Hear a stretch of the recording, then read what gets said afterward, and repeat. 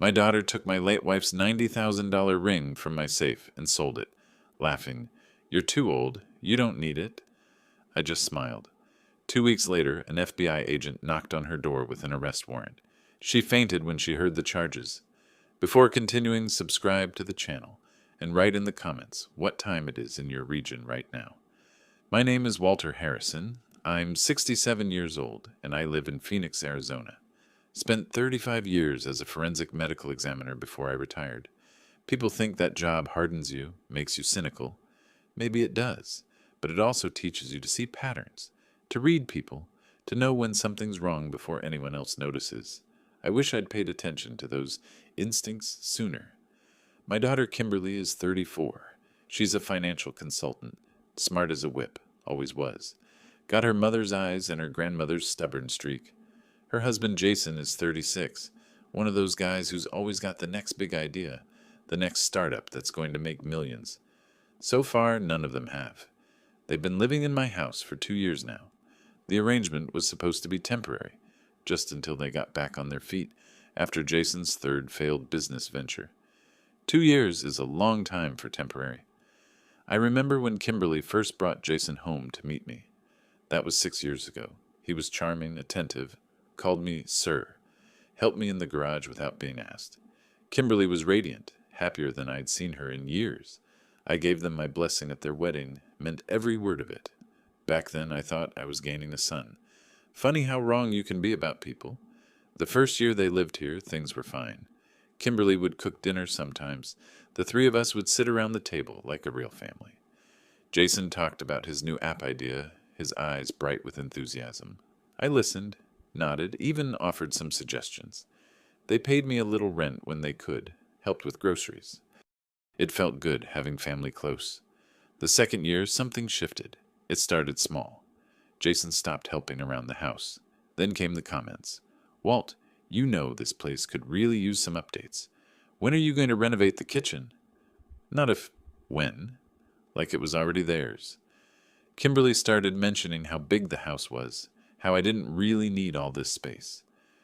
Maybe you should think about downsizing, Dad. Something more manageable for your age. My age. I'm 67, not 97. The requests for money became more frequent. Just $5,000 to get this investment opportunity. Dad, we're a little short this month. Can you help? Always with reasons that sounded legitimate enough. I helped, because that's what fathers do. But the gratitude got thinner each time, replaced by expectation. Last month, Jason stopped calling me Walter. Started calling me the old man when he thought I couldn't hear. Kimberly didn't correct him. I restore vintage motorcycles in my garage. It's my hobby, my meditation. There's something pure about taking something broken and making it whole again. Harley Davidsons mostly, from the 50s and 60s. I was out there working on a 1967 Panhead when I heard them arguing in the house. The garage window was open. He's got to have at least $500,000 in assets, Jason was saying. The house alone is worth $450,000. I know, but he won't sell. That was Kimberly. He's stubborn. So we make him. Power of attorney, conservatorship, whatever it takes. He's getting old, Kim. It's time we took control before he does something stupid with our inheritance. Our inheritance? I was still breathing last time I checked. I should have confronted them right then. Instead, I did what I'd learned to do over 35 years of investigating crimes. I stayed quiet and started paying attention. That morning, 3 days ago, I went to my safe. I keep it in my bedroom closet, combination lock. Only I know the code, or so I thought. The door was closed, but not quite flush with the frame. Someone had opened it and didn't quite get it shut properly. My hands went cold before I even spun the dial. Inside, the empty velvet box sat exactly where my mother's engagement ring should have been. It was a 3-carat diamond, platinum setting, Art Deco design from the 1920s. My grandmother wore it, then my mother. It was appraised last year at $90,000. More than the monetary value, it was the last piece of my mother I had left. She'd made me promise to keep it safe, maybe give it to Kimberly someday when she proved herself worthy. Guess that day wasn't coming. I found Kimberly in the kitchen, scrolling through her phone, coffee in hand. Jason was in the shower. I stood in the doorway, holding the empty box. "Looking for this?" I asked. She glanced up, saw the box, and didn't even have the grace to look guilty. Instead, she smiled. Actually smiled. "Oh, that. Yeah, I sold it. Got 78,000 for it at Phoenix Gold and Diamonds on Central. Not bad, considering." The casual tone, like she'd sold an old toaster. "That was your grandmother's ring, Kimberly." "Was being the key word, Dad." She set down her coffee. "Look, you're, what, 67? Let's be realistic. You're not getting married again. You don't need a diamond ring sitting in a safe gathering dust. Jason and I need capital for his new venture. We need it now, not after you're—" She caught herself. "Not someday in the future." "You mean after I'm dead?" "I didn't say that." "You were thinking it." She shrugged. "You're too old to need it anyway, Dad. We're using the money for something practical. You should be happy we're being financially responsible." Financially responsible? That's rich, coming from someone who just committed theft. Jason emerged from the bathroom, towel around his waist, water still dripping from his hair. He saw us, saw the box in my hand, and grinned. "Oh, good. You told him. See, Walt? No hard feelings. It's all staying in the family anyway. Think of it as an early inheritance distribution." I looked at both of them. My daughter, who I raised alone after her mother died, my son-in-law, who I welcomed into my home. They were standing there, in my kitchen, in my house, justifying stealing $90,000 from me like it was a favor they were doing. Something crystallized in that moment, something cold and clear. I smiled. Not a warm smile, the kind of smile I used to give suspects when they'd just made a critical mistake in their statement and didn't know it yet. "I see," I said quietly. "Well, I suppose you're right. I am getting old." Kimberly looked relieved. Jason clapped me on the shoulder like we were buddies. "Glad you understand, Walt. This is going to be a great investment. You'll see." I nodded slowly, still smiling that cold smile. For the first time in 2 years, I wasn't feeling hurt or disappointed. I was feeling something I hadn't felt since my last case at the medical examiner's office. That sharp, focused clarity that comes when you're building a case against someone. They had no idea what they'd just set in motion. I didn't sleep that night, didn't even try. Instead, I sat in my garage workshop, surrounded by motorcycle parts and the smell of oil and metal. The panhead sat half-assembled on the workbench, patient as always. Motorcycles don't lie to you. They don't steal from you. You put in the work, they give you honest results. If only people worked the same way. I kept seeing Kimberly's face when she told me she'd sold the ring. That casual smile. That shrug. Like my mother's legacy meant nothing. Like I meant nothing. But it wasn't just the ring, was it? That's what I kept coming back to as the hours ticked by, and the desert night pressed against the garage windows. I pulled out a legal pad, old habit from work, and started writing. Not emotions. Facts. Timeline. Evidence. 2 years ago, Kimberly and Jason move in. Grateful, helpful, promising, it's temporary. 18 months ago, first request for money. $5,000 for business expenses. I gave it. Never saw it back. 1 year ago, Jason stops helping around the house. Comments about the house needing updates. Kimberly starts suggesting I downsize. 9 months ago, more money requests. $3,000 here, $2,000 there. Always urgent. Always just this once. 6 months ago, overheard Jason call me the old man. Kimberly laughed. 4 months ago, they started pressuring me to sign a power of attorney. Just in case something happens, Dad, we need to be able to help you. 3 months ago, found paperwork in the trash. Jason had inquired about taking out a loan using my house as collateral. Application was denied. He'd forged my signature poorly. And now, the ring. Gone. Sold. $78,000 in their pockets. I sat back and looked at what I'd written. In my old job, this is what we called a pattern. This is what built cases. If Kimberly stole the ring this easily, she'd done other things. I'd bet my pension on it. The memory hit me then, sharp and unexpected. Kimberly at 7 years old, sitting at this same workbench, while I restored a 1956 Harley. Her little legs swinging, not quite reaching the floor, watching me work with those bright, curious eyes. "What are you doing, Daddy?" "Taking something broken and making it work again, sweetheart." "Can you fix anything?" "Most things. Long as you're patient and pay attention." She'd helped me hand tools that afternoon, so proud when I let her tighten a bolt. When we finally got the engine running, her laugh had been pure joy. Where did that little girl go? I knew the answer. Jason happened. But that felt too easy, too convenient. Kimberly made her own choices. She chose to marry him, chose to stay with him through 3 failed businesses, chose to move into my house, chose to steal from me. At some point, my daughter had decided I was a resource to be exploited, not a father to be respected. Another memory surfaced. Kimberly's college graduation. I'd worked double shifts for months to pay her tuition, make sure she graduated debt-free. She'd hugged me that day, tears in her eyes. "Thank you, Dad. I'm going to make you proud. I'm going to take care of you when you're old, I promise." 18 years later, here we were. She was taking care of me, all right, taking care to clean out my safe while I was in the garage. The irony would have been funny if it didn't make me want to put my fist through the wall. But I didn't. That's not how you solve problems. That's not how you build a case. I thought about my years at the medical examiner's office. We didn't get justice by acting on emotion. We got it by being methodical, patient, gathering evidence, documenting everything, building an airtight case that no defense attorney could crack. Kimberly had made a mistake, a big one. She thought I was just a naive old man, too trusting and too tired to fight back. She thought I'd roll over, accept this, maybe grumble a little, but ultimately do nothing. She forgot who raised her. She forgot what I did for 35 years. I didn't confront suspects. I built cases against them. As dawn broke over Phoenix, painting the desert sky in shades of orange and pink, I made my decision. I wasn't going to yell, wasn't going to argue, wasn't going to beg for my property back. I was going to do what I should have done the moment I noticed the pattern. Investigate. If Kimberly stole the ring, she'd stolen other things.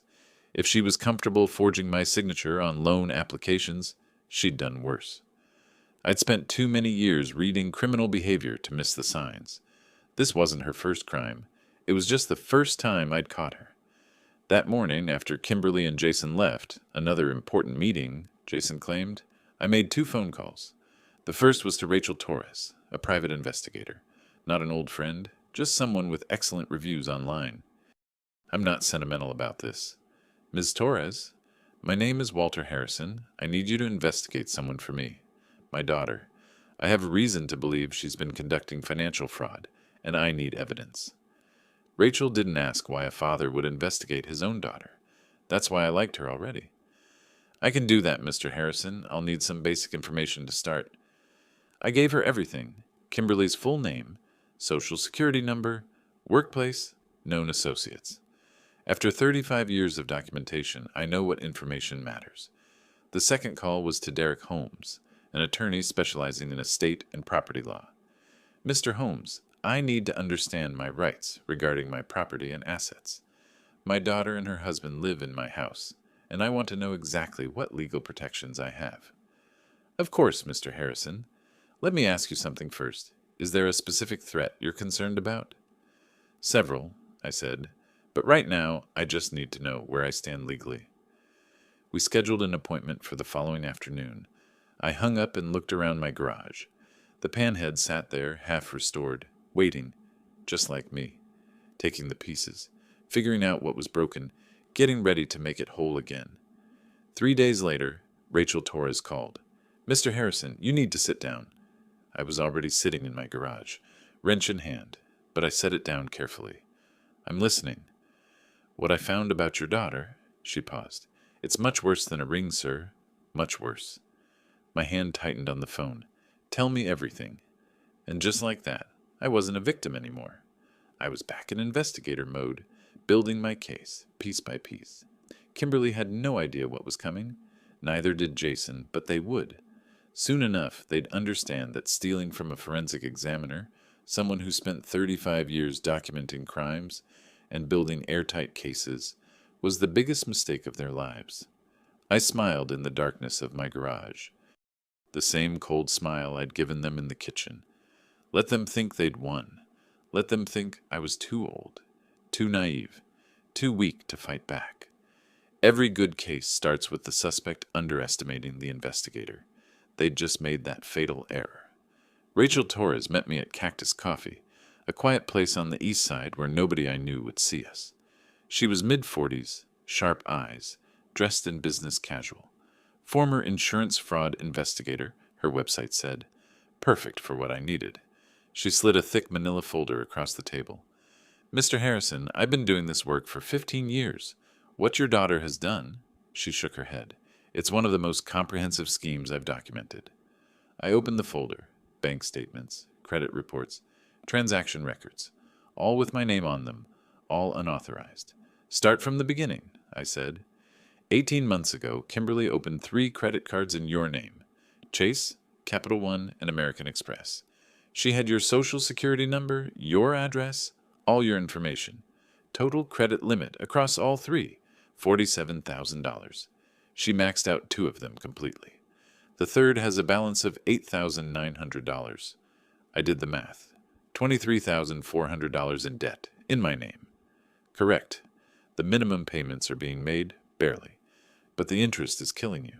You're probably looking at another $10,000 in interest charges over the next year, if nothing changes. $10,000. For credit cards I never opened, for purchases I never made. What did she buy? Rachel flipped through the statements. Designer clothes, expensive dinners, a $6,000 payment to something called Maverick Capital Ventures. That's Jason's latest startup attempt, by the way. It folded 3 months ago. There's also $4,200 to a luxury spa resort in Scottsdale. 2-night stay, apparently. While I was eating canned soup and saving money because my poor kids needed help. The rage was there, hot and ready, but I pushed it down. Rage makes mistakes. Cold calculation wins cases. That's not all, Rachel continued. Your daughter works as a financial consultant at Henderson Wealth Management. She handles investment portfolios for about 30 clients. I have a contact there, someone who's noticed irregularities. What kind of irregularities? Money moving to accounts that don't match the investment strategies. Small amounts at first, then larger. We're talking about clients who think their money is going into mutual funds and bonds, but instead, portions are being transferred to shell accounts. Accounts Kimberly controls. How much are we talking about? Hard to say definitively without access to all the records, but my contact estimates somewhere between $180,000 and $250,000 over the past year. I sat back. This wasn't just stealing from her father. This was stealing from innocent people who trusted her with their retirement savings. There's more, Rachel said quietly. Jason, of course there was. He took out a home equity line of credit on your house. $85,000. That's not possible. I never signed. I stopped. He forged my signature. He had copies of your documents. The bank requires notarization, but there are ways around that if you know the right people, or if you're willing to pay the right people. $85,000. Against my house. The house I'd paid off 15 years ago, worked double shifts to own outright. The money went into a business account for something called Phoenix Tech Solutions. That's Jason's company, or was. It's already dissolved. The money's gone. I looked at the papers spread across the table. Evidence of systematic, deliberate theft. Not a moment of weakness. Not a mistake. A pattern of criminal behavior spanning 18 months. Can we prove Jason forged the documents? With handwriting analysis and the right financial forensics, absolutely. The notary's signature is also questionable. If we can prove the notarization was fraudulent, that's a separate crime. I nodded slowly. My hands were steady, but inside, something was crystallizing. The full picture of what they'd done, what they were still doing. The ring, I said. Tell me about the ring. Rachel pulled out another set of documents. Phoenix Gold and Diamonds on Central Avenue. Kimberly sold it for $78,000. But here's where it gets interesting. She didn't sell it directly to the store. She used a middleman named Carlos Vega. Why use a middleman? Because Carlos Vega has connections. He's been investigated twice, never charged, for his involvement in what the authorities call value laundering. High-end jewelry, art, luxury goods. Items are sold, resold, moved across state lines. It's a way to clean money from questionable sources. And Kimberly knew this? The store owner mentioned that Kimberly specifically asked for Carlos. By name. She knew exactly who she was dealing with. I felt it then. The shift. This wasn't just family drama. This was federal territory. Money laundering, interstate commerce, the kind of crimes that get the FBI's attention. I need you to keep digging, I said. I want to know everything. Every transaction, every lie, every contact. And I need something else. What's that? Surveillance equipment, cameras, audio recording. I want to know what they're saying when they think no one's listening. Rachel nodded. I can have a team install hidden cameras in your house. Living room, kitchen, wherever you need. But Mr. Harrison, I have to ask, what are you planning? I looked at her directly. I'm planning to document everything, just like I did for 35 years. Build a case so airtight that no lawyer, no matter how expensive, can crack it. This is your daughter. This is someone who stole my mother's ring, opened credit cards in my name, forged my signature, and apparently helped launder money. She stopped being my daughter when she decided I was just an asset to exploit. Rachel studied me for a moment, then nodded. I'll have the cameras installed while they're out. You'll have access to the feeds on your phone, computer, wherever you want. Everything will be admissible as evidence. It's your house. You have every legal right to monitor it. We shook hands. As I walked back to my truck, I called Derek Holmes, my attorney. Mr. Harrison, he answered, I've been reviewing your documents. We need to talk about protecting your assets. I'm listening. First, we revoke any power of attorney documents you may have signed. Second, we update your will immediately. Third, we look at creating a trust that removes your house from the probate process entirely.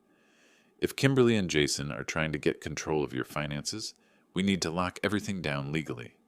Do it. All of it. I'll have the papers ready by the end of the week. One more thing. If this escalates, if they've committed actual crimes, you understand you may need to involve law enforcement?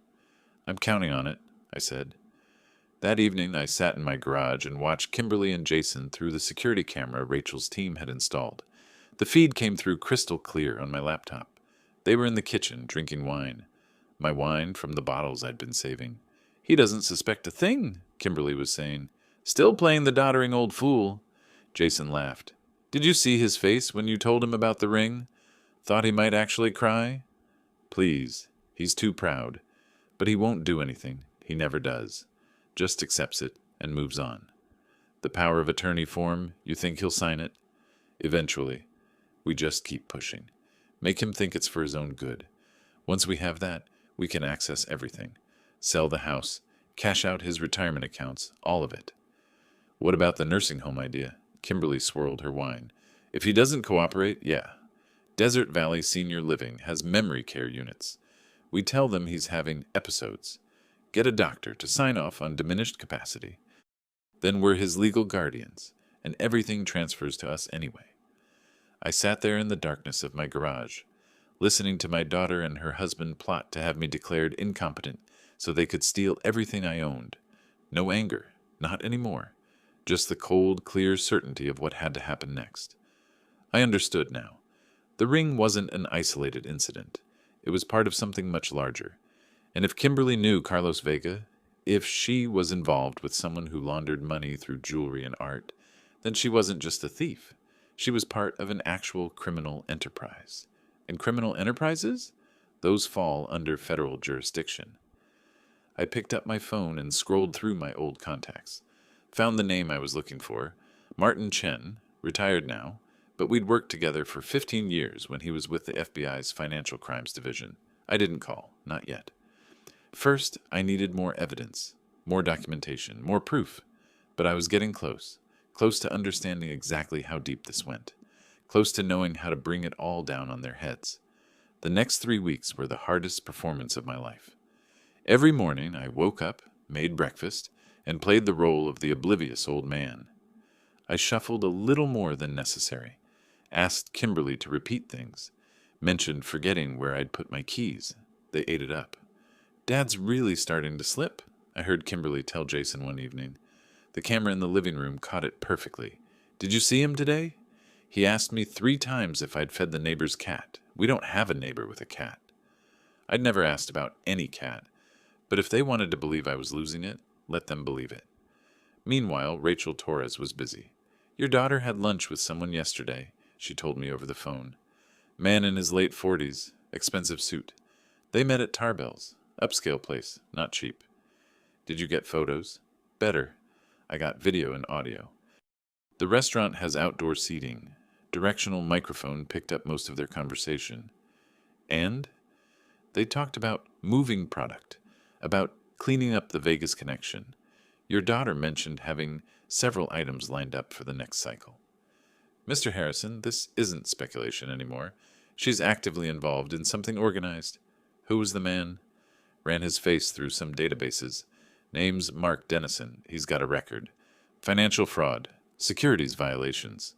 Served 4 years at FCI Phoenix. Got out 8 months ago. Mark Dennison. I knew that name. I'd seen his case file years ago, back when I was still working. He'd run an investment scheme that defrauded elderly clients of over $2 million. And now he was having lunch with my daughter. Keep following him, I said. I want to know everyone he meets with, everywhere he goes. At home, the cameras were providing even more evidence. Jason, sitting at my kitchen table, on the phone. Yeah, the old man's got a Harley collection in the garage. 3 bikes, all restored. Got to be worth $60,000, maybe $70,000 total.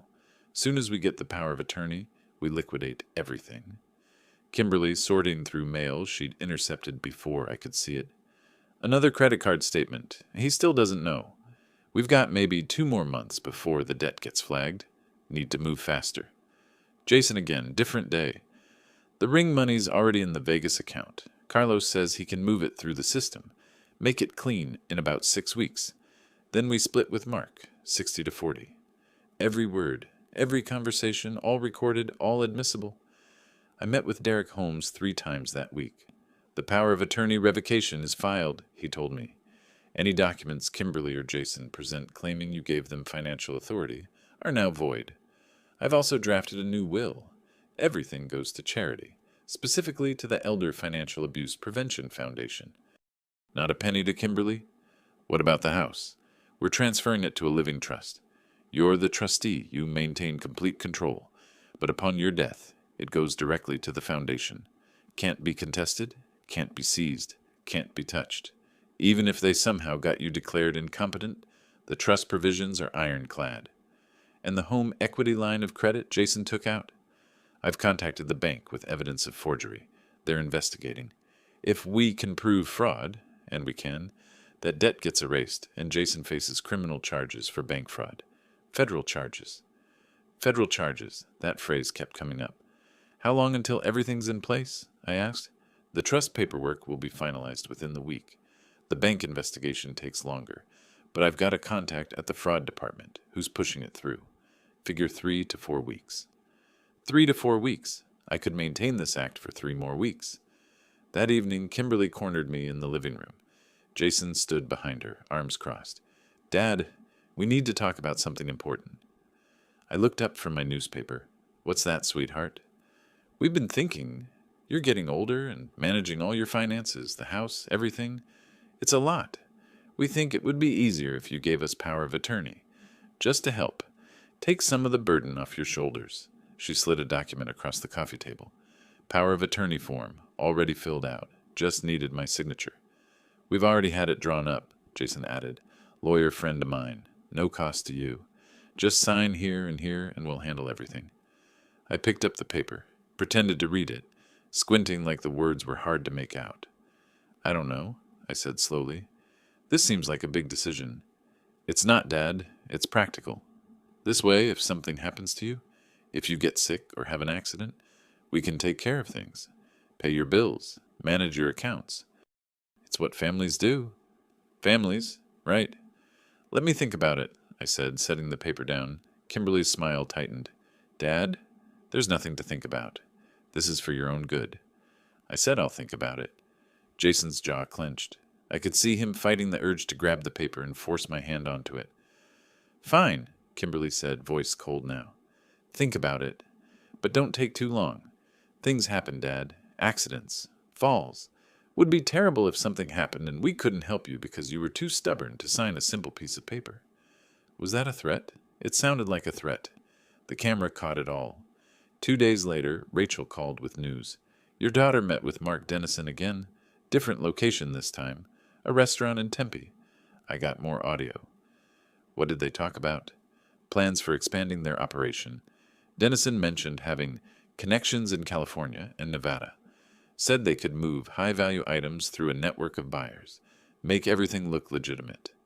Your daughter offered to bring in more merchandise, jewelry from her clients, artwork, anything valuable and portable. She's stealing from her clients to feed this operation? That would be my assessment. And here's the thing, Mr. Harrison. If she's moving stolen goods across state lines, if she's part of an organized network doing this, that's not just theft. That's racketeering. That's RICO territory. RICO, the Racketeer Influenced and Corrupt Organizations Act. Federal prosecutors loved RICO cases. Mandatory minimums. Asset forfeiture. The works. I need everything documented, I said. Every meeting, every conversation, every transaction. If I'm going to bring this to the FBI, I need it gift-wrapped. You're really going to do this? Turn your own daughter over to federal authorities? I thought about that question. Really thought about it. Then I remembered her laughing about the ring. Remembered her plotting to have me declared incompetent. Remembered her stealing from elderly clients who trusted her with their life savings. She made her choices, I said. Now she lives with the consequences. That night, I sat in my garage and looked at the panhead I'd been restoring. It was almost done. New engine gaskets, rebuilt carburetor, fresh paint in the original factory colors. Another week, maybe 2, and it would be finished.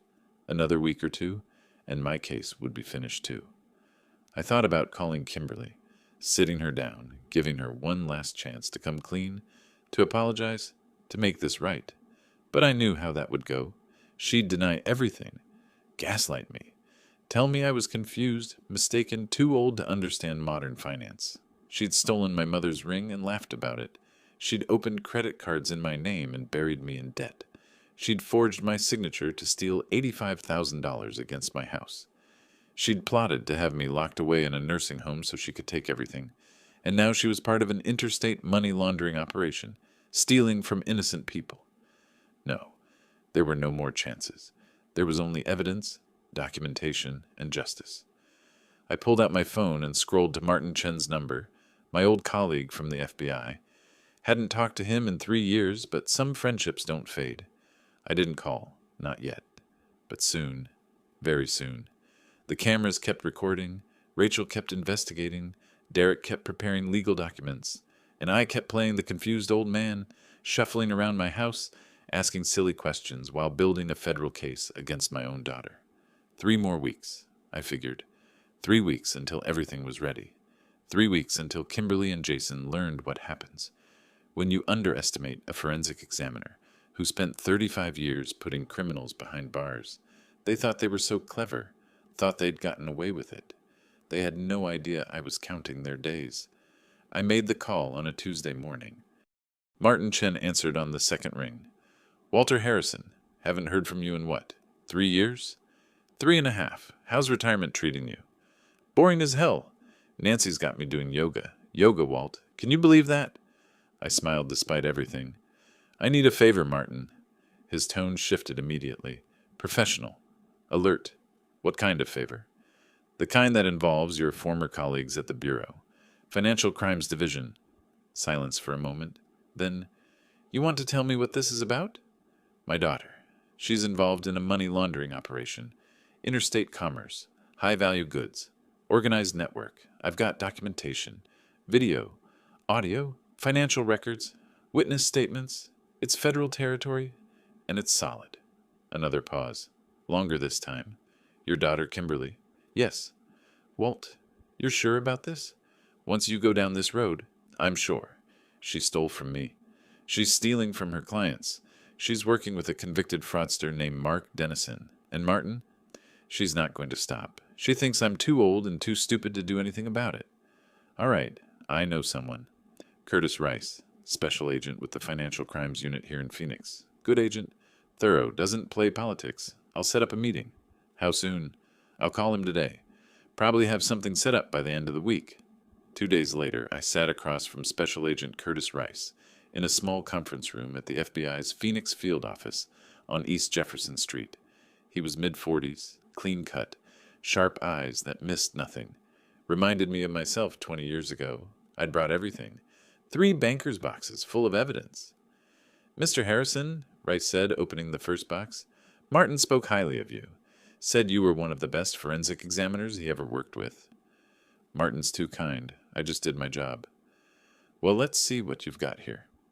I walked him through it. The credit card fraud, the forged home equity loan, the video evidence of Kimberly and Jason discussing their plans, Rachel Torres's surveillance photos of Kimberly meeting with Mark Dennison, financial records showing suspicious transactions through Henderson Wealth Management. Rice took notes, asked pointed questions, cross-referenced documents. An hour passed, then 2. Finally, he sat back. This is extremely thorough work, Mr. Harrison. Most civilians who come to us have bits and pieces. You've built an entire case. I had good teachers. The connection to Mark Dennison is particularly interesting. We've been looking at him since he got out of FCI Phoenix. Suspected he was back in business, but couldn't get enough evidence. These photos, this audio from your investigator, he tapped the files. This gives us probable cause. So you'll investigate? We'll do more than investigate. If what you're showing me holds up, and it looks like it will, we're looking at multiple federal charges. Money laundering, wire fraud, identity theft, conspiracy. Your daughter chose her associates very poorly. She chose a lot of things poorly. Rice studied me. You understand that once we start this, there's no going back. Your daughter will be arrested, prosecuted. If convicted, she's looking at significant prison time. I understand. And you're prepared for that? For what happens to your family? I thought about Kimberly laughing as she told me she'd sold my mother's ring. Thought about her plotting to have me locked away in a nursing home. Thought about her stealing from elderly clients who trusted her with their retirement savings. Agent Rice, my family broke the day my daughter decided I was more valuable as a victim than as a father. I'm just making sure justice gets served. He nodded slowly. Give me 2 weeks. We need to verify some of this independently. Get our own surveillance on Dennison and your daughter. Build our own paper trail. But based on what I'm seeing? Yeah, we'll be paying your daughter a visit. 2 weeks. I could wait 2 weeks. I spent those weeks maintaining my act at home. The confused old man, shuffling around, forgetting things. Kimberly and Jason grew bolder. They'd started going through my mail openly now, not even bothering to hide it. They'd taken the keys to my second car, my old Chevy pickup, and were using it whenever they wanted. Jason had even started parking his car in my spot in the garage, forcing me to park in the driveway. Small humiliations, little power plays, establishing dominance. Let them have it. Let them think they'd won. The cameras kept recording every conversation, every casual mention of the old man's money, and when we finally get control, evidence piling up like snow in a blizzard. Rachel called midway through the second week. Mr. Harrison, the FBI contacted me, verified all my surveillance, took copies of everything. They've got their own team following Dennison now. Good. You really did it. You're really taking down your own daughter. I'm really making sure she faces consequences for her crimes. There's a difference. On the 13th day, Derek Holmes called. Walter, the FBI requested copies of all our documentation. The trust paperwork, the revoked power of attorney, the bank fraud evidence. They're building a case. I know. Are you ready for what's coming? Been ready since the day she sold that ring. The morning it happened, I was in my garage. Early. The sun had barely started painting the Arizona sky pink and orange. I was working on the panhead, tightening bolts on the engine cover, when I heard the vehicles pull up. 3 black SUVs. No sirens, no lights, but unmistakable in their purpose. I set down my wrench and walked slowly toward the house. My heart was steady, hands calm. This was it. The moment I'd been building toward for 5 weeks. I reached the front door just as the knock came. Firm. Official. The kind of knock that says we're not leaving. I opened it to find 6 FBI agents in tactical vests, badges visible. Curtis Rice stood at the front. Mr. Harrison, he said formally, like we'd never met, we have a warrant to search these premises and to speak with Kimberly Scott and Jason Scott. Are they home? They're still asleep, I think. What's this about, Agent? I squinted at his badge like I couldn't quite read it. Rice. Special Agent Curtis Rice, FBI Financial Crimes Division. May we come in? I stepped aside. Of course. Is there a problem? The agents filed in, professional, efficient, already spreading through the house. Two headed upstairs where the bedrooms were. The others began positioning themselves at exits. "Mr. Harrison, you might want to have a seat," Rice said, still playing his part. I sat on my couch and waited. 30 seconds later, I heard Kimberly's voice from upstairs. "What the... Who are you? Jason! Jason!" Footsteps thundering down the stairs. Kimberly appeared first, wearing pajamas, hair disheveled, face pale with confusion and rising panic. Jason was right behind her, also in sleepwear, looking around wildly. "Dad, what's going on? Who are these people?" I said nothing, just watched. Special Agent Rice stepped forward, holding up his badge. "Kimberly Scott? I'm Special Agent Curtis Rice with the Federal Bureau of Investigation. We have a warrant for your arrest." The color drained from Kimberly's face. Literally drained. I watched her go from confused pink to chalk white in about 3 seconds. "Arrest? For what? There must be some mistake." "No mistake, Mrs. Scott. You're being charged with conspiracy to commit wire fraud, money laundering, identity theft, and forgery. You have the right to remain silent. Anything you say can and will be used against you in a court of law." "This is insane," Jason interrupted. "You can't just—" "Jason Scott?" Another agent stepped forward. "We have a warrant for your arrest as well. Conspiracy to commit bank fraud, forgery, identity theft." Jason's eyes went wide. He looked at Kimberly, at the agents, at me. Then he bolted.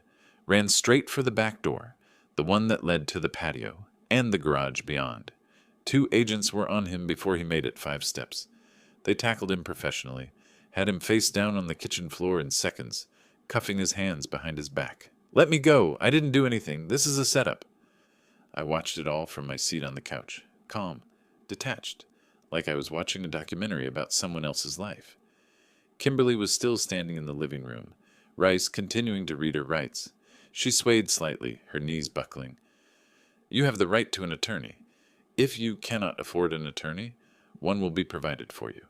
Do you understand these rights, as I've explained them?" This isn't... Dad?" She looked at me then, really looked at me. Saw me sitting there, calm, collected, not surprised at all. And in that moment, I saw the realization hit her. Saw her understand that this wasn't random, that this wasn't a mistake, that I had done this. "You," she whispered. "You called them." I didn't answer. Didn't need to. Rice was still talking, listing charges. Conspiracy to commit wire fraud in connection with the laundering of approximately $340,000 through fraudulent investment accounts. Conspiracy to commit money laundering through the sale and transfer of high-value goods across state lines. Identity theft in connection with credit card fraud, totaling $23,400. Forgery in connection with... Kimberly wasn't listening anymore. She was staring at me, her face a mask of disbelief and growing horror. $340,000? She said faintly. "They think I... But that's... Mark said it was clean. He said..." She stopped herself, but too late. Rice smiled slightly. "Thank you for that, Mrs. Scott. You just confirmed your relationship with Mark Dennison." That's when Kimberly's legs gave out completely. She collapsed, hitting the floor hard, unconscious before the agent beside her could catch her. The female agent knelt beside Kimberly immediately, checking her pulse. "She's breathing, probably shock." Rice looked at me. "Mr. Harrison, do you have any water?" I got up slowly, keeping up the act of the frail old man, and brought a glass from the kitchen. Had to step over Jason, who was still face down on the floor, swearing into the tile. "You can't do this," he was shouting. "I want a lawyer. This is illegal. We're being set up." "You'll get your lawyer, Mr. Scott," one of the agents said calmly, "right after we process you at the field office." Kimberly came to a minute later. Her eyes fluttered open, focused on the ceiling, then on the FBI agent kneeling beside her. For a second she looked confused, like maybe she'd had a nightmare. Then she saw the handcuffs the agent was holding, and reality crashed back. "No," she whispered. "No, no, no, this isn't happening."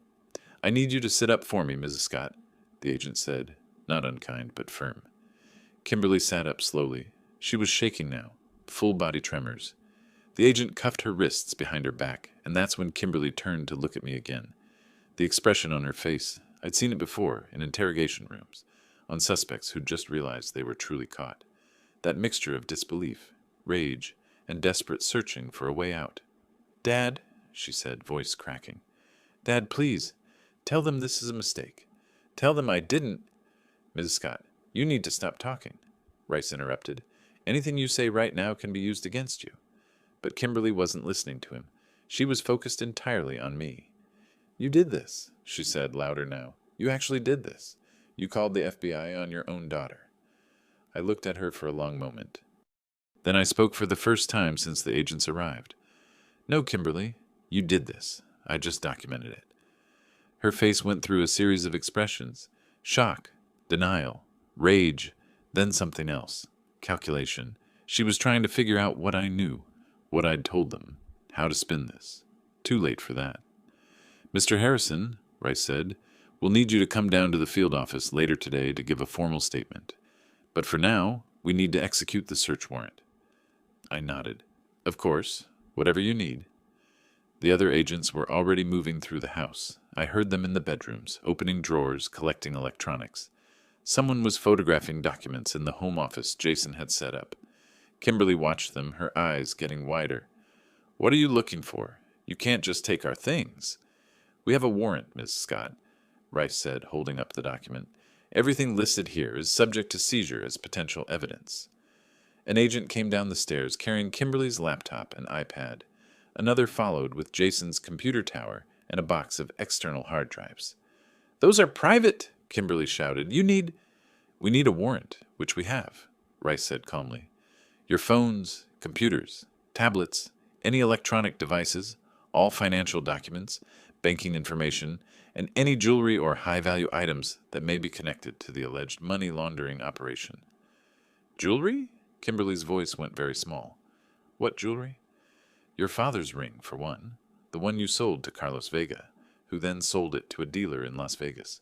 We've traced the entire chain of custody. The ring is currently being held as evidence. Kimberly closed her eyes, swayed again even though she was sitting down. In the kitchen, they'd gotten Jason to his feet.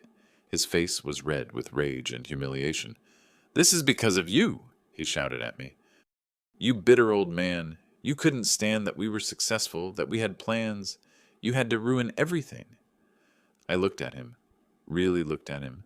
This man who'd called me the old man behind my back, who'd forged my signature, who'd plotted to take everything I owned. Jason, I said quietly, you ruined yourselves. All I did was make sure there were consequences. You set us up. Those cameras you were spying on us in our own home. My home, I corrected. My house. My property. I have every legal right to install security cameras wherever I want. Rice nodded. Mr. Scott, you should really stop talking until you have legal representation. But Jason was beyond listening. Mark was right about you. He said you were a problem, said we should have moved faster, gotten control before you could... He stopped abruptly, realizing what he'd just said. Rice smiled. Thank you for confirming your knowledge of Mark Dennison, Mr. Scott. That's very helpful. Jason's face went from red to white. His mouth opened and closed, but no sound came out. An agent appeared from upstairs holding a manila envelope.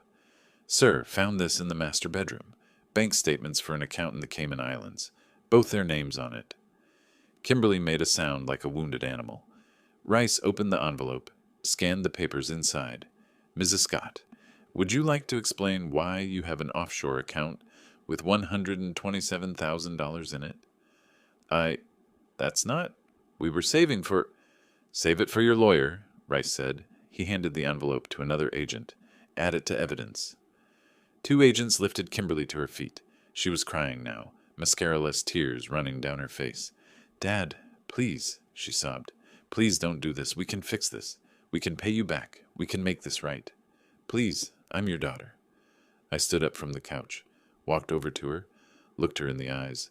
You were my daughter, I said, until you decided I was worth more to you in a nursing home than in your life. Until you stole my mother's ring and laughed about it. Until you opened credit cards in my name and forged my signature and plotted, with a convicted criminal, to launder money through your client's accounts. But you made your choices, Kimberly. Now you get to live with them. Her face crumpled. I hate you. No, you don't. You hate that you got caught. There's a difference. The agents started leading her toward the door. Jason was already outside. being put into one of the SUVs. At the doorway, Kimberly turned back one more time. "This isn't over. We have lawyers. We'll fight this. You'll see. We didn't do anything wrong." Rice, standing beside me, spoke up. "Mrs. Scott, based on the evidence we've collected so far, including Mr. Harrison's documentation and our own investigation, you're looking at multiple federal charges. Wire fraud carries up to 20 years. Money laundering, another 20. Identity theft, minimum 2 years per count. And that's before we factor in the forged documents and conspiracy charges." The color drained from her face again. 20 years? Each charge, potentially, though they'd likely run concurrent. Still, even with a plea deal, you're probably looking at 8 to 12 years in federal prison. Kimberly's knees buckled again, but the agents held her up. "Federal prison?" she whispered. "But I'm a financial consultant. I have clients. I have a career." "You had a career," Rice corrected. "Now you have charges." They let her out. I watched through my front window as they put her in the SUV beside Jason. Both of them were crying now. Both of them looked small and broken in a way I'd never seen before. The house was suddenly full of FBI agents conducting their search, but somehow it felt quieter than it had in 2 years. Rice stayed behind with me. "We'll need several hours to complete the search. You're welcome to stay, or you can go somewhere else for a bit. We'll lock up when we're done." "I'll stay," I said. "I'd like to know what you find." "Fair enough. Mr. Harrison, I have to ask, how are you holding up? I know this can't be easy, regardless of what they did." I thought about that. Thought about whether I felt guilty or sad or conflicted. Mostly, I felt relieved, like I'd been carrying a weight for 2 years and had finally set it down. "Agent Rice," I said, "I spent 35 years documenting crimes and putting criminals away. This is just another case. The fact that one of the perpetrators happens to be related to me doesn't change what they did." He nodded slowly. "That's a pretty cold way to look at it." "Cold, maybe, but fair." An agent called out from upstairs. "Sir, we've got more documents up here. Looks like correspondence with Dennison going back at least 8 months." Rice headed upstairs. I stayed in my living room, sitting on my couch, watching FBI agents catalog and box up the evidence of my daughter's crimes. My phone buzzed. Text from Rachel Torres. "Saw the news. FBI at your house. Are you okay?" I typed back, "I'm fine. Case is proceeding." She responded immediately. "You actually did it. You really took her down." "She took herself down. I just made sure someone noticed." Another buzz. Derek Holmes this time. "Walter, just heard from my contact at the FBI. They executed the warrant. Call me when you can." I didn't call. Not yet. I just sat there, in my quiet house that was no longer full of people who wanted to steal from me, and waited for the FBI to finish their work. 3 hours later, they were done. Rice came back downstairs with a box full of evidence bags. "Mr. Harrison, we've seized 4 computers, 6 phones, approximately 200 documents, and various other items. You'll get receipts for everything. We'll also need to take the security camera footage you recorded. I have copies ready for you, on a hard drive in my garage." "Of course you do." Rice smiled slightly. "You really did make our job easier. Most cases like this take months to build. You handed us everything gift-wrapped. Like I said, I had good teachers. Your daughter and son-in-law are being transported to the field office for processing. They'll be arraigned within 48 hours. Bail will be set at that time. Given the severity of the charges and the amount of money involved, it'll probably be substantial." "How substantial?" "$250,000, maybe more. Depends on the judge." I nodded. Kimberly didn't have anything close to that. Neither did Jason. They'd be staying in jail. Rice extended his hand. "Thank you for your cooperation, Mr. Harrison. We'll be in touch about your formal statement." I shook his hand. "Thank you for taking this seriously, Agent Rice. When someone builds a case this solid, we take it very seriously." The FBI left. The SUVs pulled away. My house was suddenly empty, completely empty. For the first time in 2 years, I was alone in my own home. I walked through the rooms. The kitchen, where Kimberly had laughed about selling the ring. The living room, where Jason had called me the old man. The home office, where they'd plotted to steal everything I owned. All quiet now. All mine again. I went out to my garage, to the panhead. Picked up the wrench I'd set down when the FBI arrived. The engine was almost done. Maybe another week of work. My phone rang. Rachel Torres. Mr. Harrison, I just wanted to check in. The news is reporting 2 arrests in a money laundering case. That's them, right? That's them. How do you feel? How did I feel? Satisfied, I said finally. Justice is being served. Your daughter's probably looking at serious prison time. Good. Maybe she'll have time to think about what she did. To all those people whose retirement savings she stole. To the clients who trusted her. To me. A pause. Then Rachel said quietly, You're a hard man, Walter Harrison. I'm a fair man. There's a difference. I hung up and got back to work on the motorcycle. Outside, the Arizona sun was setting, painting the desert sky in shades of orange and gold. Inside my garage, surrounded by the honest smell of motor oil and metal, I felt something I hadn't felt in 2 years. Peace. My daughter was in FBI custody. My son-in-law was facing federal charges. My house was my own again, and my mother's ring would be returned to me once the case was closed. Justice wasn't always pretty, but it was always necessary. I smiled to myself and tightened another bolt. The panhead was almost ready to ride. So was I. The arraignment happened 2 days after the arrest. I didn't attend. Didn't need to. Derek Holmes went on my behalf and called me afterward, with the details. Kimberly's bail was set at $250,000, he said. Judge cited flight risk and severity of charges. Her public defender tried to argue for lower bail, but the prosecutor laid out the whole case. The offshore account, the connections to Dennison, the amount of money involved. Judge wasn't sympathetic. And Jason, his parents posted bail, $150,000. He walked out 3 hours ago. I'd expected that. Jason's parents had money. They'd always bailed him out of his failures, literally and figuratively. Why stop now? What about Kimberly? Still in custody. She doesn't have anyone willing or able to post $250,000. Her bank accounts are frozen by the FBI. The offshore account is seized, and apparently all her friends have suddenly become very busy when her lawyer calls asking for help. Funny how that works. When you're successful and charming, everyone wants to know you. When you're in federal custody facing money laundering charges, suddenly nobody has your number. The FBI froze Jason's accounts too?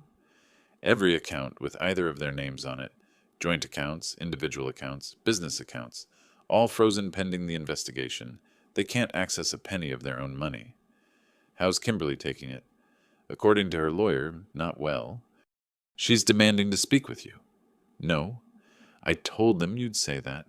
Her lawyer tried to claim you have some obligation as her father. Derek, she lost the right to claim me as her father when she stole my mother's ring. Tell her lawyer I have nothing to say to her. A pause. Already did. Just wanted to confirm you were firm on that. Firm as concrete. That evening I got a call from an unknown number. Normally I wouldn't answer, but something made me pick up. Walter, Jason's voice, tight, controlled, angry. We need to talk. No, we don't. You destroyed my life. You sent my wife to jail. I sent a criminal to face justice for her crimes. The fact that she happens to be married to you is incidental. This is all because you're a bitter old man who couldn't stand that we were successful. I almost laughed. Jason, you weren't successful. You were criminals. There's a difference. I'm suing you. My lawyer says we have a solid case for illegal surveillance, emotional distress, defamation. Your lawyer is billing you for false hope. You lived in my house. I had every legal right to install cameras in my own property. Derek Holmes has already filed a motion to dismiss your lawsuit. It'll be thrown out within a week. You can't just, I can, I did. And Jason, before you waste more of your parents' money on lawyers, you should know the FBI has video of you discussing how to forge my signature, audio of you planning to sell stolen property in Las Vegas, bank records showing you used my information to secure a fraudulent loan. You're not a victim. You're a co-conspirator. Silence. Then quietly, Kimberly said you wouldn't actually do anything. Said you were too weak, too afraid of losing her. She was wrong. She's my wife. She's in jail because of you. She's in jail because of her crimes. I just made sure those crimes had consequences. If you want to blame someone, Jason, blame yourself. Blame her. Blame Mark Dennison. But don't blame me for doing what you should have had the courage to do. Tell the truth. I hung up. He called back immediately. I didn't answer. He called 3 more times. I blocked the number. The next morning, I found posts about me on social media. Jason had created a whole narrative. The cruel father who framed his innocent daughter.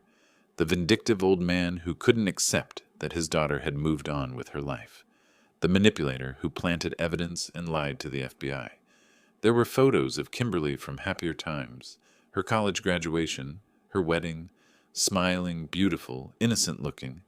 Then paragraphs about how I'd always been controlling, how I'd never accepted Jason, how I'd plotted revenge because they wanted to live their own lives. Pure fiction. I showed it to Derek. Can we sue for defamation? We could. But honestly, Walter, I'd advise against it. This looks desperate. It makes Jason look unstable. And once the actual evidence comes out in court, the video, the financial records, the FBI investigation, everyone will see this for what it is. A guilty man lashing out. So we ignore it? For now. Unless it gets worse. Most people understand that defendants claim they're innocent. Social media posts don't stand up to federal evidence. He was right. Within 2 days, the posts had barely any engagement. A few of Jason's friends commented support, but mostly people just scrolled past. Turns out FBI arrests carry more weight than Facebook rants. A week after the arrest, Special Agent Rice called. Mr. Harrison wanted to update you on the investigation. We've traced the money laundering network back 18 months. Your daughter facilitated the transfer of approximately $340,000 through her clients' investment accounts. The money came from Dennison's operation, fraud, stolen goods, identity theft, and Kimberly made it look legitimate by running it through Henderson Wealth Management System. How did she think she'd get away with it? She didn't think anyone would check. Dennison's previous operation ran for 4 years before we caught him. They probably figured they had time. But your evidence accelerated our timeline significantly. What about the ring? That's the other reason I'm calling. We've located it. Shop in Las Vegas, just like your investigators suspected. The owner's cooperating. He didn't know it was stolen. Bought it from Carlos Vega, who bought it from your daughter. We've seized it as evidence, but once the case closes, it'll be returned to you. My mother's ring. Still out there. Still recoverable. How long until the case closes? Federal cases take time. Discovery, motions, probably a plea deal. I'd estimate 3 to 4 months minimum. But Mr. Harrison, between you and me, with the evidence we have, your daughter's looking at serious time, even with a deal. How serious? Depends on what she offers us. If she cooperates, gives us everything on Dennison and his network, maybe 8 to 10 years. If she fights it, he paused. 15 to 20? 8 years minimum. Kimberly was 34. She'd be 42 at the earliest when she got out. Middle-aged, her career destroyed, her reputation ruined. I should have felt something. Guilt, maybe. Regret. Sorrow for what could have been. I didn't. I just felt satisfied that the system was working. 2 weeks after the arrest, Derek called with news. Jason's lawsuit was dismissed. Judge didn't even hold a hearing, just threw it out based on the pleadings. He actually included a note in his order calling the suit frivolous and a waste of judicial resources. Jason's going to appeal. Let him. He'll lose. Meanwhile, the FBI contacted me. They want to know if you're interested in filing a civil suit for the credit card fraud and the forged loan. Meaning once the criminal case concludes, you could sue Kimberly and Jason for the $23,400 in credit card debt, the $85,000 loan, plus damages, legal fees, and emotional distress. You'd probably win a judgment for around $150,000 to $200,000. They don't have that kind of money. No, but the court could garnish their wages for years, assuming either of them can get jobs after federal prison. The idea had a certain appeal, not for the money, I didn't need it, but for the principle. They'd stolen from me. They should pay it back. Draw up the paperwork, I said. File it after the criminal trial. Consider it done. That evening, my phone rang. Phoenix Gold and Diamonds. Mr. Harrison, this is Marcus Webb, manager at Phoenix Gold and Diamonds. The FBI contacted us about a ring that was sold through our store. A 3-carat diamond, Art Deco setting, from the 1920s. My mother's ring? Yes. The FBI recovered it from a dealer in Las Vegas. They've cleared it for return to you, pending the conclusion of their investigation. I wanted to let you know personally. The ring is in perfect condition. The dealer who bought it recognized its value and kept it in a safe. No damage, no alterations. Relief flooded through me. Thank you for letting me know. Mr. Harrison, if I may, I'm sorry this happened to you. Carlos Vega had done business with us before. Always seemed legitimate. If I'd known. You couldn't have known. Vega's good at what he does. That's why the FBI's been watching him. Still, when the investigation concludes, we'd be honored to clean and appraise the ring for you. No charge. It's the least we can do. After we hung up, I sat in my garage for a long time, just thinking. The ring was safe. My house was quiet. My accounts were protected. Kimberly and Jason were facing justice. Everything I'd planned, everything I'd worked for these past weeks, it was all coming together. I looked at the panhead. Another few days of work, and it would be ready. Just some final adjustments to the carburetor, a few cosmetic touches, like this whole situation, almost complete. Just needed the final pieces to fall into place. I turned on the radio, classic rock station, playing something from the 70s. Started working on the bike. For the first time in 2 years, I felt like I was exactly where I should be. In my own house, in my own garage, in my own life. Nobody stealing from me. Nobody plotting against me. Nobody treating me like I was worthless. Just peace, justice, and a motorcycle that was almost ready to ride. The call from Derek came 3 weeks after the arrest. Walter, we need to talk about something. Kimberly's lawyer contacted me. She wants to cooperate with the FBI. She's offering to testify against Mark Dennison in exchange for a reduced sentence. Let me guess. She's claiming she was manipulated, that Dennison took advantage of her. Exactly that. Her lawyer's painting her as a victim. Says Dennison used her, threatened her, controlled her. Says she only participated because she was afraid of what he'd do if she refused. I laughed. Actually laughed. Derek, I have video of her planning this operation. Audio of her discussing profit splits. Bank records showing she initiated contact with Dennison. She wasn't a victim. She was a willing participant. I know that. You know that. The FBI knows that. But her lawyer's trying to build a narrative for the judge. Young woman. Successful career. Manipulated by an older ex-convict with a history of fraud. It's a sympathetic story if you ignore all the evidence. What's the FBI saying? They're willing to listen. Dennison's a bigger fish. He's been running this operation for months. Has connections in multiple states. If Kimberly can give them enough evidence to take down the whole network, they'll consider a deal. How much time would she get? With full cooperation? Probably 8 years. Maybe less if she's really helpful. 8 years instead of 15. Still significant, but not what she deserved.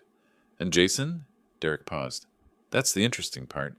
Jason's lawyer just contacted the FBI with his own deal. He's claiming he knew nothing about Kimberly's crimes. Says he was an innocent bystander who had no idea his wife was laundering money. That's a lie. Of course it's a lie, but he's willing to testify against Kimberly to prove it. I sat back. They're turning on each other. Like rats on a sinking ship.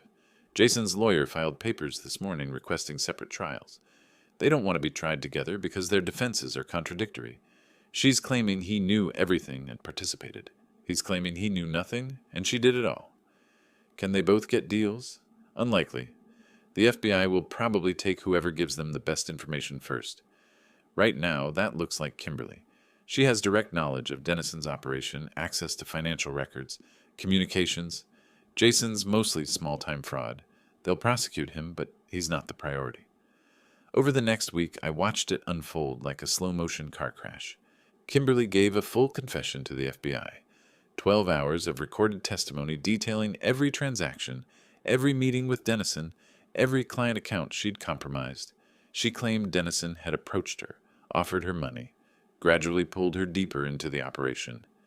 Maybe there was some truth to that. Maybe Dennison had manipulated her to some degree. But I'd seen her on those surveillance videos, heard her laugh about selling my mother's ring, watched her plot to have me declared incompetent. Whatever Dennison had done, Kimberly had made her own choices. Jason, meanwhile, was spiraling. His lawyer actually held a press conference, declaring Jason's innocence. Said he was a devoted husband who'd been betrayed by his criminal wife. Said he'd had no knowledge of her illegal activities. Said he was filing for divorce. Divorce. They'd been married 6 years, and now, the moment things got hard, he was abandoning her. I almost felt sorry for Kimberly. Almost. Derek forwarded me the divorce filing. Jason was claiming irreconcilable differences and seeking to dissolve the marriage immediately. He was also requesting that the court declare all marital assets as contaminated by Kimberly's criminal activity, therefore placing them outside the reach of federal asset forfeiture. In other words, he wanted to keep whatever money they had left by claiming it was all his, not theirs. Will that work? I asked Derek. No. The FBI has already seized everything. But it shows Jason's priorities. He's not trying to help his wife, he's trying to save himself. What about his parents? They're done with him. I heard through my network that they demanded repayment of the $150,000 bail money. When Jason couldn't pay, they threatened to revoke his bail. Can they do that? They put up their house as collateral. They can withdraw that collateral if they choose, which would send Jason back to jail until trial. He's currently living with a friend and apparently job hunting. Henderson Wealth Management fired Kimberly the day after her arrest, and no one in the financial sector will hire Jason with pending federal charges. The whole thing was disintegrating. The united front they'd presented as a couple, the ambitious young professionals, the devoted partners, all of it was revealed as a facade. When pressure came, they turned on each other instantly. A month after the arrest, Rachel Torres called. Mr. Harrison, thought you'd want to know.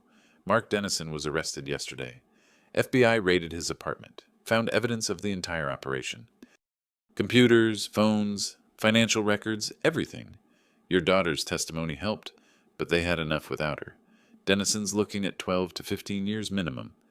Good. There's more. The FBI traced his network. Turns out he was working with 5 other people across Arizona, Nevada, and California. Moving stolen goods, laundering money from fraud operations, identity theft. The whole thing's falling apart. Your daughter just happened to be one piece of a much bigger operation. One piece. That's all she was. A cog in Dennison's machine. She probably thought she was clever, thought she was getting away with something, thought she was smarter than everyone else. She was just another criminal in a criminal's network. How's she taken the arrest? I asked. Kimberly? Hard to say. Her lawyer's been quiet. But I heard through the grapevine that she's been asking about you, wanting to know if you're planning to visit her. No. That's what I figured. Mr. Harrison, if you don't mind me asking, do you ever regret this? Turning in your own daughter? I thought about that question. Really thought about it. Rachel, I regret that I raised a daughter who became a criminal. I regret that I didn't see the warning signs earlier. I regret that she made the choices she made. But do I regret making sure she faced consequences? No, not for a second. That's a hard line to hold. I held harder lines for 35 years on the job. This is just another case. But it wasn't just another case. I knew that. This was my daughter, my only child, and I'd helped to put her in federal prison. The doubt tried to creep in sometimes, late at night in my garage. Whispers of what ifs. What if I'd just confronted her? What if I'd given her a chance to make it right? What if there was another way? But then I'd remember her face when she told me she'd sold the ring. That casual cruelty. That complete lack of remorse. And I'd remember the elderly clients whose retirement savings she'd stolen. People who'd trusted her with their life's work, and she'd robbed them blind. No, there was no other way. Some lines, once crossed, can't be uncrossed, Derek called with an update. The FBI is recommending 8 years for Kimberly. The judge will make the final decision, but with her cooperation and the guilty plea, 8 years is the likely outcome. Jason's looking at 5 years for his role in the fraud and forgery. When sentencing? Couple months. These things move slowly. But Walter, there's something else. Kimberly's been requesting a meeting with you through her lawyer. She wants to talk. No. Her lawyer says she wants to apologize, to explain, to... Derek, I don't care what she wants. I gave her everything. A home, support, love, trust. She repaid me by stealing, lying, and plotting to have me locked away. She doesn't get to apologize now. She doesn't get closure. She doesn't get anything from me. Understood.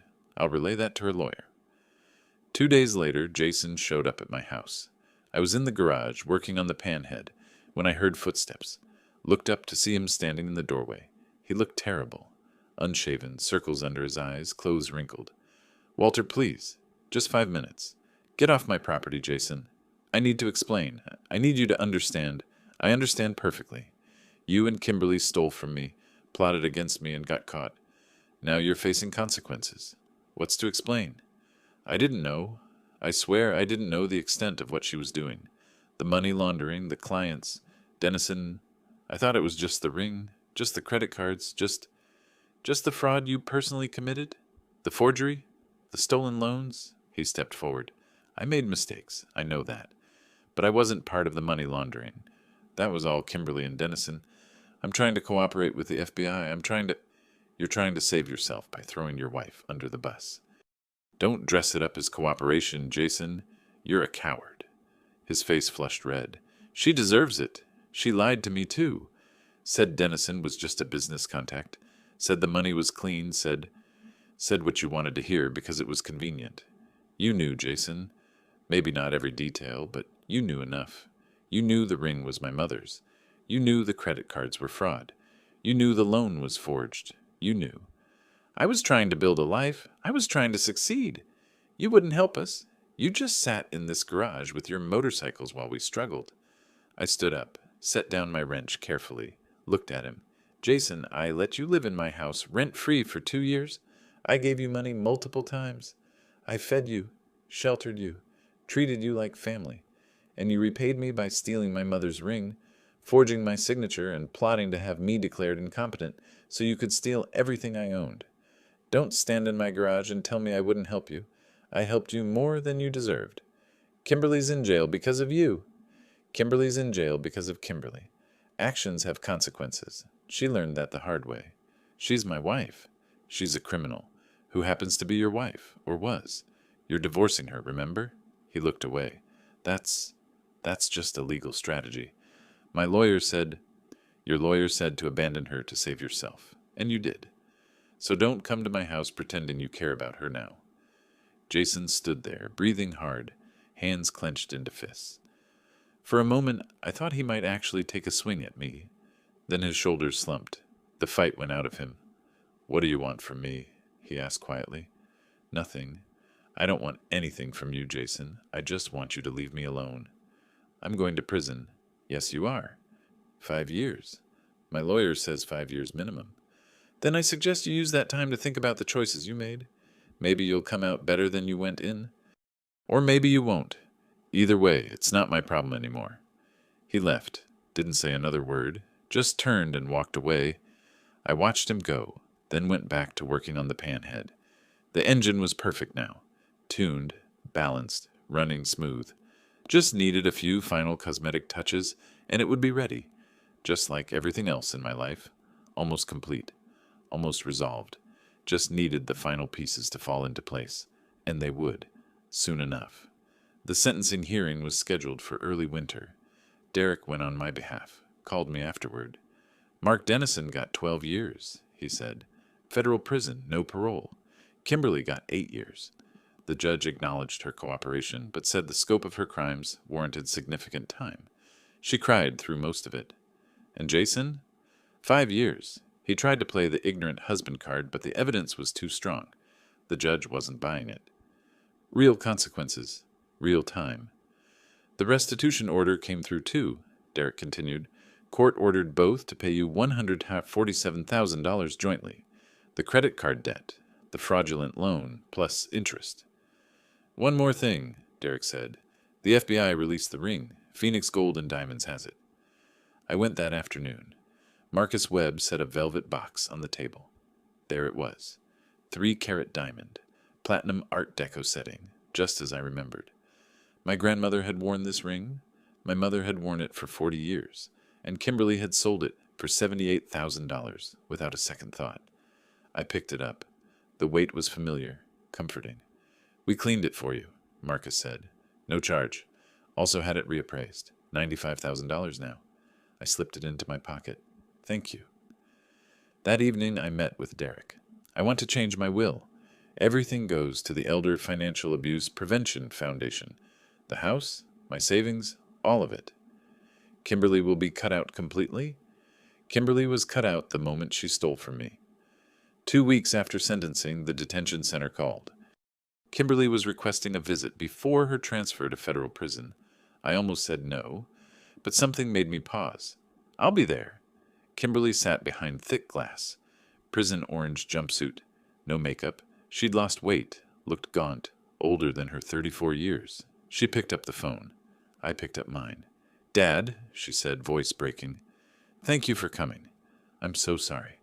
I was so stupid, so greedy. I threw away everything for what? Money that's gone?" "Stop," I said. She looked startled. "Kimberly, Mark Dennison didn't force you to steal my mother's ring. He didn't force you to open credit cards in my name. You made those choices yourself. I know, and I hate myself for it. If I could take it back, but you can't. You're not sorry you did it. You're sorry you got caught." She sobbed. "What can I do to make this right?" "Nothing. You're going to spend 8 years in federal prison, and when you get out, you're going to know that your father had to turn you over to the FBI because you became a criminal. I'm still your daughter. No, you were my daughter, until you decided I was worth more to you as a victim than as a father." Her face went white. "The ring came back to me," I said. "The house is still mine, and you're in prison, exactly where you belong." "I hate you," she whispered. "No, you hate that I won." I stood up, set the phone down. I turned and walked away, didn't look back.